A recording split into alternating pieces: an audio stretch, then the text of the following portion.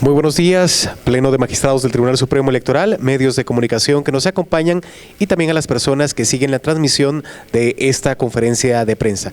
Les damos la cordial bienvenida. Iniciamos con el saludo de la doctora Irma Elizabeth Palencia Orellana, presidente del Tribunal Supremo Electoral.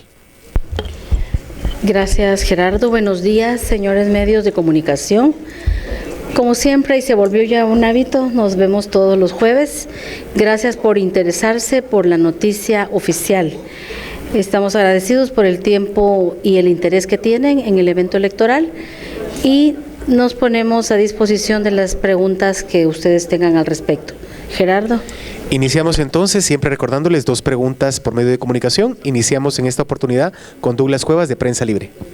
Magistrados, muy buenos días. Ya prácticamente iniciando mes, cada vez más cerca del proceso de votaciones del 25 de junio y las personas empiezan a preparar para emitir su voto, y justamente una de las dudas que está recurrente actualmente en redes sociales es ¿cómo debe de estar mi DPI al momento de votar? Ustedes lo mencionaban al momento de celebrar esta reunión con los fiscales. Sin embargo, persisten dudas si los DPIs, por ejemplo, que se vencieron este año, se pueden utilizar, o si, por ejemplo, por alguna razón, alguna persona no renovó su DPI en 2022, si aún así lo puede utilizar para votar. Entonces, si nos pudieran ampliar estos detalles para que las personas tengan claridad y certeza de cómo obtener su DPI para poder hacer efectivo su voto el próximo 25 de junio. Y la siguiente pregunta, usted lo mencionaba recientemente, el TCE emitió 2 sanciones por personas que están haciendo propaganda sin estar inscritas. Si nos pudiera explicar quiénes son, de cuántos son estas sanciones,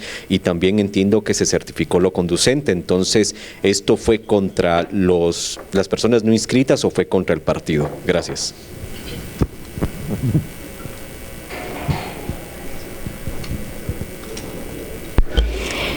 Muy bien, en cuanto al tema del vencimiento del DPI, efectivamente emite el legislativo un decreto el año pasado que cobra vigencia inmediatamente respecto a esto. El legislativo lo hizo en el espíritu y el ánimo de posibilitar el voto de las personas que, pese a tener vencido su documento de identificación o deteriorado, esto no sea un obstáculo. Y por supuesto que lo vemos como Tribunal Supremo Electoral con buenos ojos, en virtud que facilita la participación.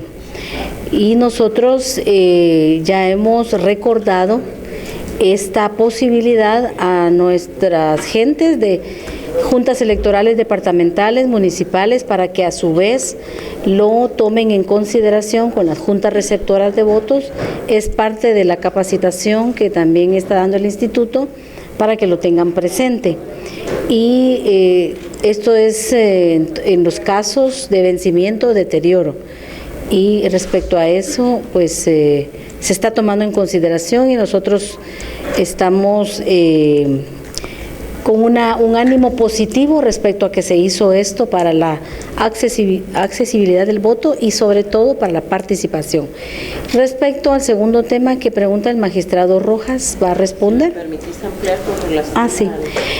La magistrada Alfaro va a ampliar respecto al DPI. Muchas gracias por la pregunta. Es importantísima para las y los guatemaltecos, principalmente aquellos hermanos nuestros que están pasando por una situación económica difícil. Hay un protocolo que ha emitido el Registro Nacional de las Personas, de acorde también con la documentación y el decreto que ha nominado el Congreso de la República en el tema de que los que hayan vencido puedan votar. Pero, ¿qué pasa si mi documento tiene algún daño o lo he perdido o lo he extraviado? Yo, una vez demuestre que estoy empadronado, porque el requisito es que sea para la emisión del sufragio, en ese momento nosotros en cualquiera delegación municipal, delegación departamental, pueden acudir todos los que son ciudadanos y con una carta del COCODE más cercano no va a costar un solo centavo poder pedir la de alguna manera el nuevo documento o la reposición que se desee. Pero ¿qué pasa si no lo hice durante el transcurso del tiempo y llegó ese domingo 25 y yo quiero ir a votar? Y estábamos acostumbrados antes que los abuelos nos enseñaban a que teníamos que conservar la boleta y la guardábamos, pero yo no voy a ir a votar porque no tengo la boleta. No, con el documento de identificación, el DPI, nosotros podemos acudir sin necesidad de tener esa boleta. Pero ¿qué pasa si le falta el chip o algo? Entonces no llevé el tiempo con antelación para poder hacer la reposición debida.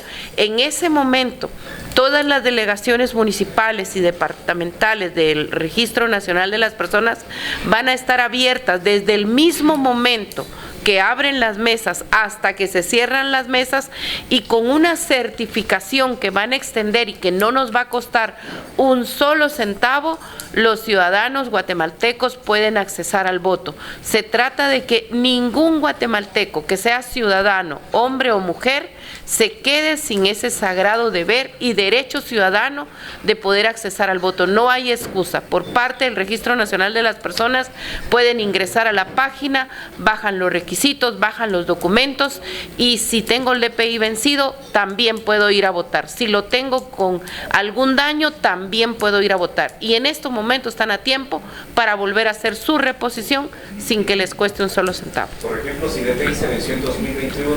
No importa, pueden ir a votar. Por favor, magistrado Rojas. Sí, muy buenos días. A la pregunta de Douglas en cuanto a las sanciones que nosotros hemos impuesto, tal y como lo indicó la señora presidenta, el día de ayer resolvimos 2 impugnaciones mediante las cuales estaba planteando el recurso de nulidad por imposición de sanción de multa a 2 organizaciones políticas y a 2 candidatos. Estas son el Partido Voz y el señor Aldo Dávila. Y en el otro caso, el Partido Viva con el señor Alfonso Portillo.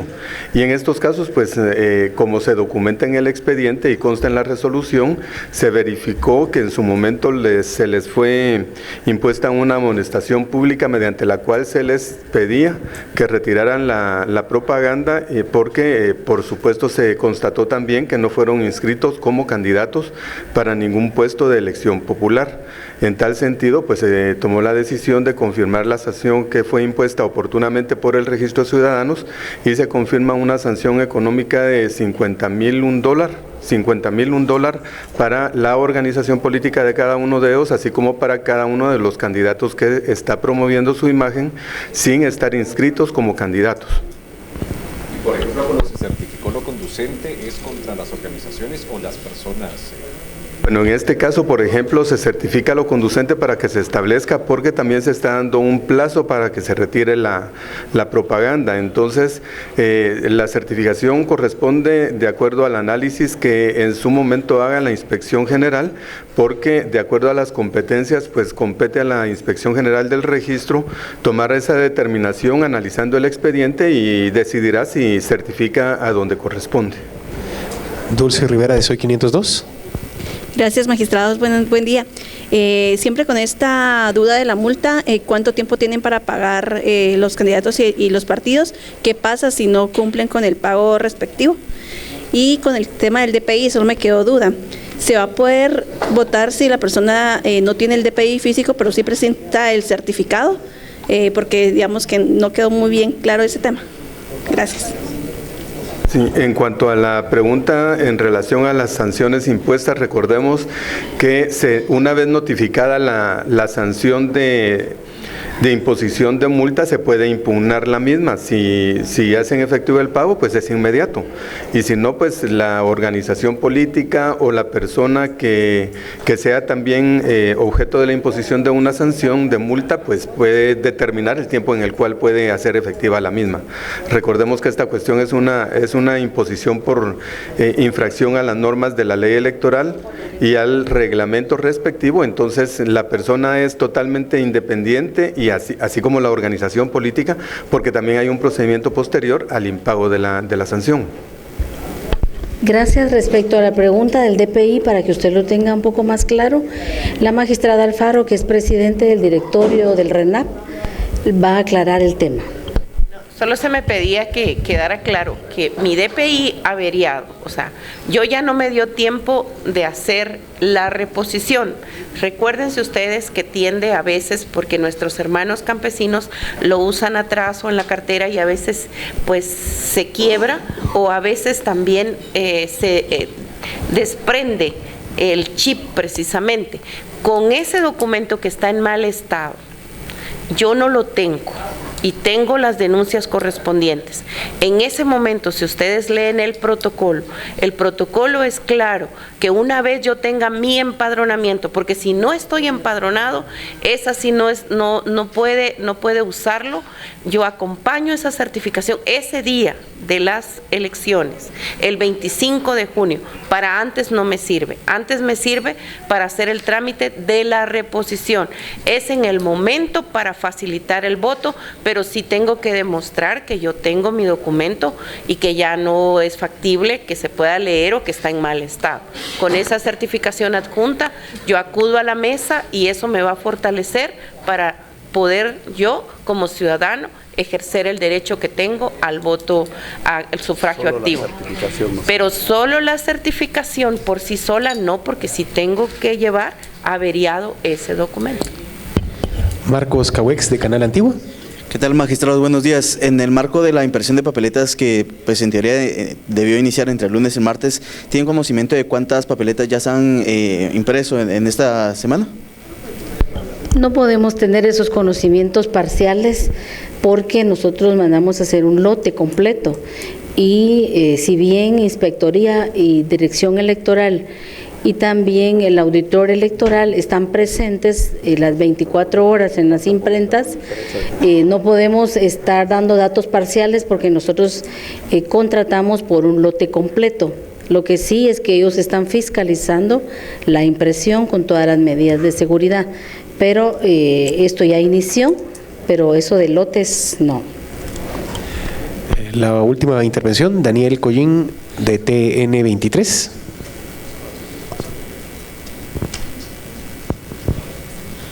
Sí, buenas tardes. La primera consulta en torno a las denuncias que presentaban acá fiscales sobre los problemas que se están registrando con algunos alcaldes a nivel nacional por el retiro de la propaganda correspondiente, si se sumaría al número que tienen o cuántas tienen hasta el momento o tienen conocimiento. Y la segunda, quizás la petición correspondiente quizás de todos los compañeros de comunicación, si nos permitirán asistir también a la visita de las imprentas en las fechas que se indicó a los fiscales en este día. Muchísimas gracias, magistrada. Ese calendario que se dio y esa planificación es para los señores fiscales y ustedes pueden estar, pero afuera para entrevistarlos, para que ellos les den su parecer. Pero lamentablemente el trabajo de ustedes es de grabar y es de grabar en video y en audio y no permiten que ni los fiscales entren teléfonos. Esto es una decisión de las imprentas, también de auditoría electoral, dirección electoral y de inspectoría. Son medidas de seguridad y les agradecemos que consideren que así debe ser. Por lo tanto, pueden estar en las afueras para poder entrevistarlos después, pero no permiten que entre prensa porque precisamente se prohíbe hasta ingresar teléfonos. Entonces, en ese sentido, sí agradecemos su comprensión. Contamos con 2 intervenciones más. ¿Cuál es la otra pregunta? Perdón. Por favor, el magistrado, perdón, para resolver la otra pregunta. Sí, perdón, en relación a la otra pregunta, recuerdo que preguntó, fue sobre las denuncias que se hicieron en cuanto a algunos alcaldes que están retirando propaganda. Ya la señora inspectora general informó que se tomó nota acá de las que tuvimos conocimiento el día de hoy, pero también hay otros departamentos departamentos y municipios donde ha sucedido esta circunstancia. El número de denuncias no las tenemos, pero ella las puede documentar y las está documentando para finalmente poder resolver cada una de ellas. Vivi Mutz. Sí, muy buenos días.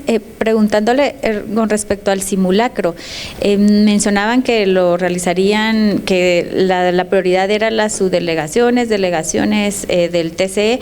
Sin embargo, en el simulacro anterior, los observadores hacían mención y recomendaban que era indispensable que el Tribunal Supremo Electoral realizara este segundo simulacro en centros de votación.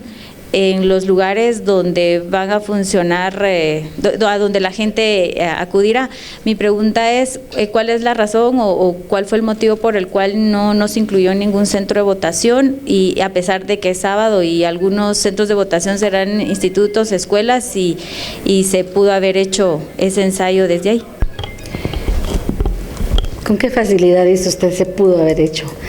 Estamos hablando de más de 4.700 lugares si fueran las escuelas, y realmente se va a hacer en 340 lugares. Es un simulacro y por lo tanto es una muestra a nivel municipal en este caso, y esa es la logística que tenemos desplegada, cubrir a nivel nacional, pero a través de los municipios, cabeceras municipales.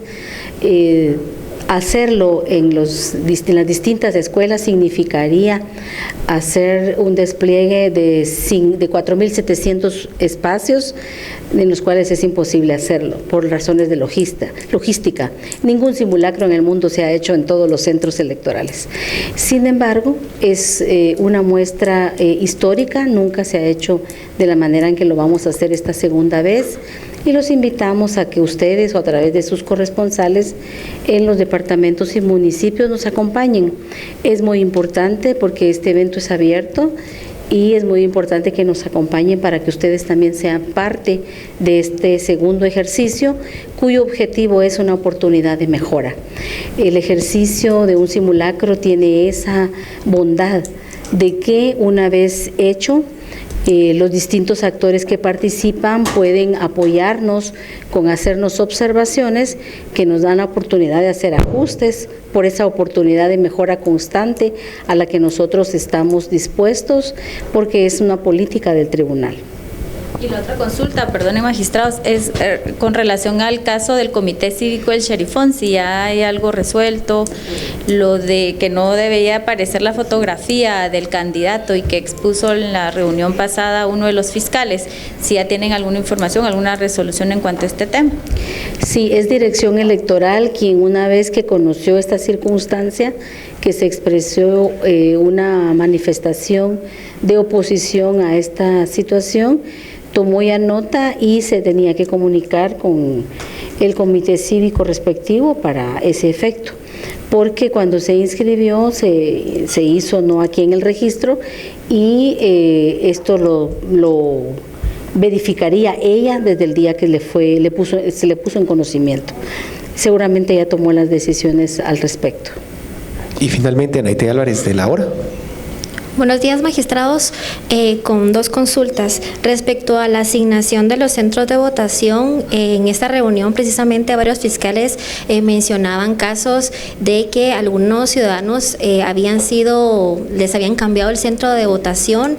Incluso mencionaba un fiscal que la lejanía de algunos, del cambio de este centro de votación hasta de 2 horas.